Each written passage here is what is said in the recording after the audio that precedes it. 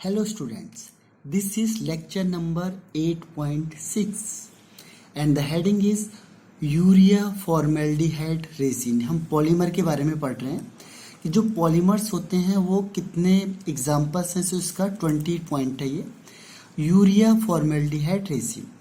तो यूरिया का फॉर्मूला होता है NH2CONH2 एंड फॉर्मेल्डिहाइड हमने देखा था CH2O। अब सेम कॉन्सेप्ट होगा, देखो ये H इसके साथ कंबाइंड हो जाएगा, ये बनेगा NH2CONH CH2OH। फिर क्या होगा, यहाँ से OH निकलेगा, यहाँ से H निकलेगा, H2O मॉलिक्यूल फिर क्या होगा, यहाँ से रिलीज हो जाएगा, H2O मॉलिक्यूल्स रिलीज हो जाएगा। और जब H2O मॉलिक्यूल रिलीज होगा तो यहाँ पे बचेगा NH, क्योंकि H यहाँ का निकल गया, CONH CH2 क्योंकि यहाँ का OH निकल गया। ये OH क्या करेगा, इसका जो अगला मॉलिक्यूल आएगा यहाँ पे उस H के साथ कंबाइंड हो जाएगा, H2 निकल जाएगा। ये H कैसे निकलेगा, जो ये OH इधर की साइड होगा उसके साथ कंबाइंड होके H2O रिलीज करेगा। तो फाइनल होगा NHCONH CH2N। तो आपने देखा कि जैसे यूरिया है NH2CONNH, तो जितने भी आपने देखा होगा कि बाय क्या है, ये बाय फंक्शनल कंपाउंड है, तो ये कंडेंसेशन पॉलीमर का एग्जांपल है। और इसमें CH2O, दिस इज फॉर्मेल्डिहाइड, और ये है आपका यूरिया। तो पहले CH2OH किसके साथ कंबाइंड हो जाएगा, हाइड्रोजन के साथ, और क्या बनाता है NHH C double bond O NH और यहाँ पे CH2OH। ये H यहाँ चला गया CH2OH, तो ये कंबाइंड हो गया CH2OH। अब क्या होगा, इसके N मॉलिक्यूल लिए हमने, तो एक मॉलिक्यूल ये है, इसका अगला मॉलिक्यूल होगा, तो जो ये H है इसके सामने आएगा, और यहाँ इसके ये इधर की साइड रखोगे तो यहाँ OH आएगा। तो होगा क्या, H और OH मिलके H2O रिलीज करेंगे, यहाँ से OH और ये H के साथ मिलके H2O यहाँ से रिलीज हो जाएगा। बाकी का जो पॉइंट है वो सेम रहेगा एज इट इज NH, ये कंबाइंड हो गया देखो यहाँ से, फिर ये C डबल बॉन्ड O, फिर यहाँ पे NH सेम रहेगा CH2, बाकी ये यहाँ से N, तो इसे कहेंगे यूरिया फॉर्मेल्डिहाइड रेसिन। तो नेक्स्ट हेडिंग है इसमें मॉलिक्यूलर मास ऑफ पॉलीमर।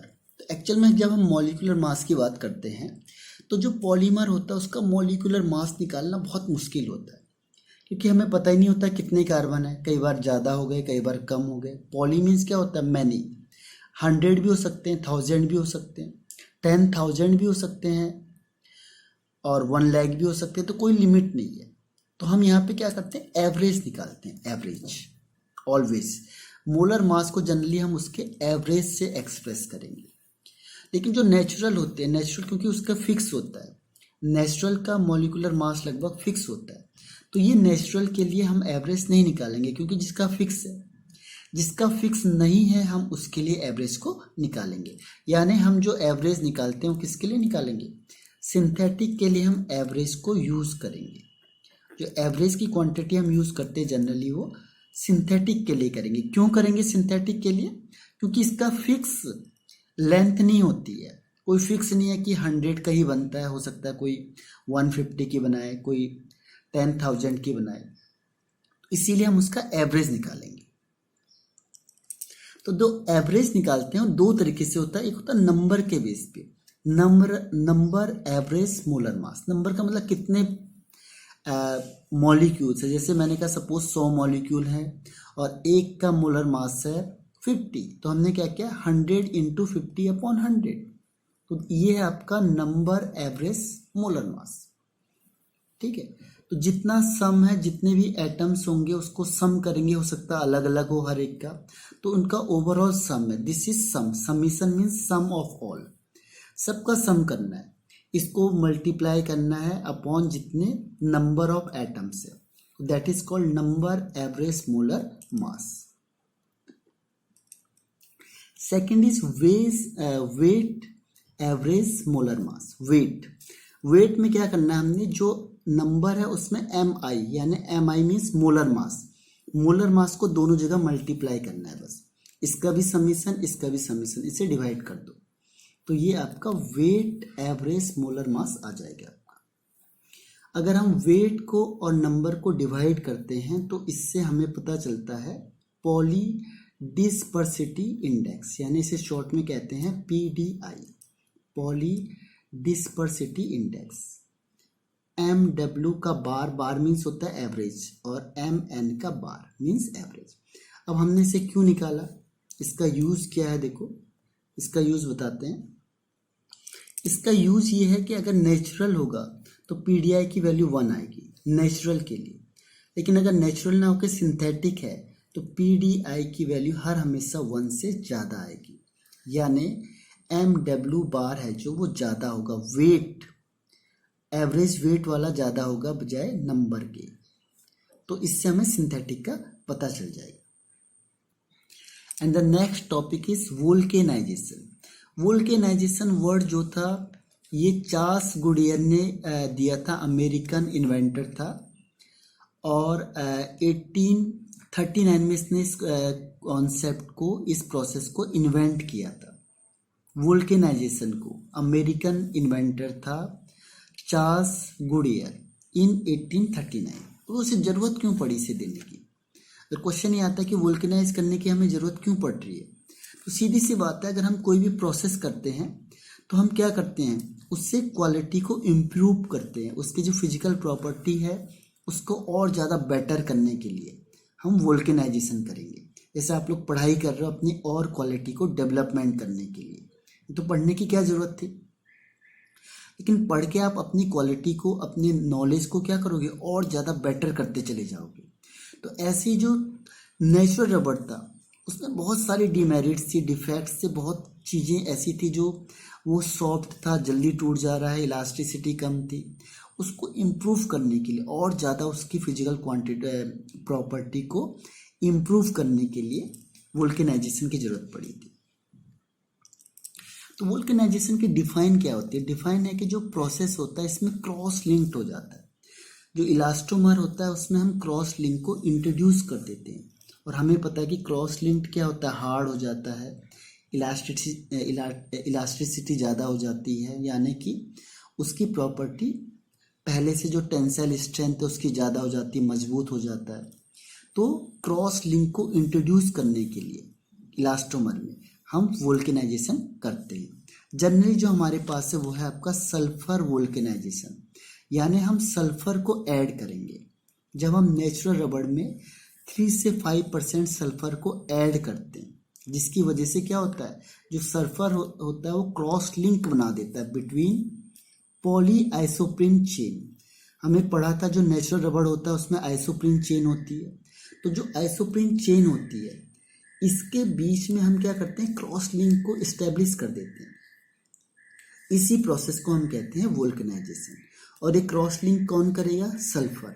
क्यों, क्योंकि हम सल्फर को यहाँ पे ऐड करते हैं, ध्यान रखना है, सल्फर को हम यहाँ पे ऐड करेंगे। तो वो कौन कौन सी चीज़ें हैं जो यहाँ पे इम्प्रूव हो जाती है, नेचुरल रबड़ की कौन सी चीज़ है जो वोल्केनाइजेशन इम्प्रूव करता है। तो फर्स्ट वन देखो, क्रॉस लिंकिंग होती है और इसकी वजह से उसकी इलास्टिसिटी बढ़ जाती, स्ट्रेंथ बढ़ जाती है लगभग 10 टाइम्स। सोचो, जो नेचुरल रबड़ होगा उसका 10 टाइम्स ज़्यादा इलास्टिक हो जाएगा, स्ट्रेंथ उसकी ज़्यादा हो जाएगी क्रॉस लिंकिंग की वजह से। मेन रीजन क्या है इसका, cross linking of sulphur. Sulphur है जो क्रॉस लिंकिंग करता है, अभी बताते हैं स्ट्रक्चर में कैसे करेगा। लेकिन सल्फर के क्रॉस लिंकिंग की वजह से क्या होता है, इसकी इलास्टिसिटी क्या होती है, ज़्यादा हो जाती है, स्ट्रेंथ उसकी ज़्यादा हो जाती है, और टेंसाइल स्ट्रेंथ बढ़ जाती है, स्टिफनेस इंक्रीज हो जाता है, टफनेस बढ़ जाता है। तो क्या हुआ, उसकी क्वालिटी इंप्रूव हुई ना, तभी तो हम वोल्केनाइजेशन कर रहे हैं। अगर क्वालिटी इंप्रूव नहीं होगी तो हम उसका वोल्केनाइजेशन क्यों करेंगे, ये प्रोसेस को हम क्यों करेंगे अगर उससे उसकी क्वालिटी इंप्रूव नहीं हो रही है। तो जो वोल्केनाइज रबड़ होता है लगभग 10 टाइम्स स्ट्रॉन्गर होता है नेचुरल रबड़ के। अब ये हुआ कैसे देखो, स्ट्रक्चर हमने भी बताया था, CH यहाँ पे CH3, CH CH2, इसमें यहाँ सल्फर ऐड हो गया क्योंकि हम सल्फर ऐड करके हीटिंग करते हैं। तो ये क्रॉस लिंक हो गया, देखो क्या होगा क्रॉस लिंक, एक लाइन ये थी एक लाइन ये थी, this is linear line, sulphur add किया इसने क्रॉस लिंक कर दिया, इसे दो लाइन को आपस में कनेक्ट कर दिया, इसे कहते हैं हम क्रॉस लिंकिंग करना। एक बार आपको फिर से बताता हूँ, देखो जो आपने देखा था natural rubber that is CH2 single bond C double bond C single bond C H2 और यहाँ पे इसके अकॉर्डिंग H लगा लो। अब क्या होता है, जैसे मैंने इसमें सल्फर को ऐड किया, सल्फर कहाँ पे ऐड होगा, जहाँ डबल बॉन्ड है, तो यहाँ पे ऐड हो गया। हर हमेशा ध्यान रखना डबल बॉन्ड में ही एडिशन रिएक्शन होती है, बाकी और कहीं नहीं होती। तो मैंने कहा यहाँ पे CH2 C, अब ये सिंगल बॉन्ड हो गया तो यहाँ पे क्या हुआ, सल्फर ऐड हो जाएगा, ये ऐसे इसमें क्या होगा, सल्फर ऊपर की तरफ ऐड हो गया, तो ये एक लाइन जुड़ गई सल्फर से, ये दूसरी लाइन जुड़ गई सल्फर से, फिर यहाँ पे क्या होगा, C डबल बॉन्ड C हो जाएगा, तो ये डबल बॉन्ड टूट के क्या होगा, सिंगल बॉन्ड हो जाएगा, एक C यहाँ पे कनेक्ट हो गया, यहाँ से सल्फर नीचे कनेक्ट हो जाएगा। तो इस तरीके से क्या क्रॉस लिंकिंग स्टार्ट हो जाती है, और इस क्रॉस लिंकिंग की वजह से क्या होता है, उसकी क्वालिटी और ज़्यादा इम्प्रूव हो जाती है। तो इस रबड़ को हम कहते हैं वोल्केनाइज्ड रबड़। वोल्केनाइज्ड रबड़ जब हम सल्फर ऐड करके उसकी क्वालिटी को इम्प्रूव कर देते हैं, यानी इस प्रोसेस को कहते हैं vulcanisation, and this rubber is called vulcanised rubber. अब इसमें क्या होता है, इवोनाइट। इवोनाइट का मतलब आपने सल्फर बहुत ज़्यादा डाल दिया, ये ऐसे ही हो गया जैसे आपको कोई चीज़, पिज्ज़ा है अच्छा लग रहा है खाने में, एक खाया आपने, दो खाया बहुत अच्छा चल रहा है, फिर आपने देखा है तो बहुत ही अच्छा, आपने 10 खा दिए, फिर क्या हुआ, फिर आप चक्कर लगा रहे हो, कहाँ के, टॉयलेट के, पेट खराब हो गया एसिडिटी से। तो उसका रीजन क्या है कि आपने बहुत ज़्यादा कर लिया, एक्सेस में नहीं खाना है किसी चीज़ को। तो यहाँ पे भी सल्फर अगर आप एक्सेस में डालोगे तो क्या होगा, एडवर्स इफेक्ट हो जाता है, यानी वो ब्रिटल हो जाएगा, इनलास्टिक हो जाएगा, और उसी को हम कहते हैं इबोनाइट। इबोनाइट का मतलब जब हमने सल्फर को ज़्यादा ऐड कर दिया, और जब हम सल्फर को ज़्यादा ऐड करेंगे तो क्या होगा, उसकी जो क्वालिटी है वो बेकार हो गई, यानी वो ब्रिटल हो गया, इनलास्टिक हो गया, और इस जो कंपाउंड है उसे कहते हैं इबोनाइट।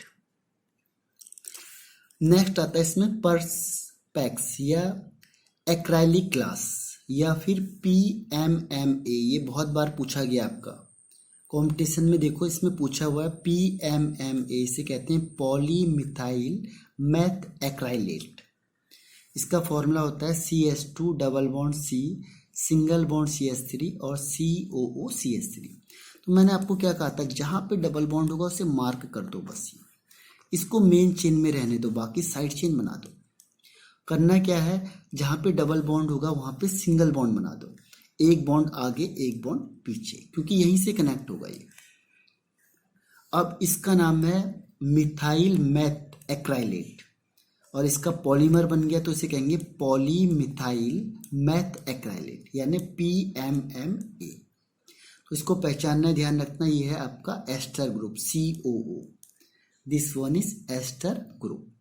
तो यहाँ तक आपका पॉलीमर खत्म होता है। कुछ आपको यूजेस खुद याद करने हैं अपने स्टेट बोर्ड की बुक से देख के, तो यूजेस हैं जो आपको खुद करने पड़ेंगे, वो लर्निंग बेस्ड क्वेश्चन है, और ये पॉलीमर आपका यहाँ तक फिनिश होता है। Thank you.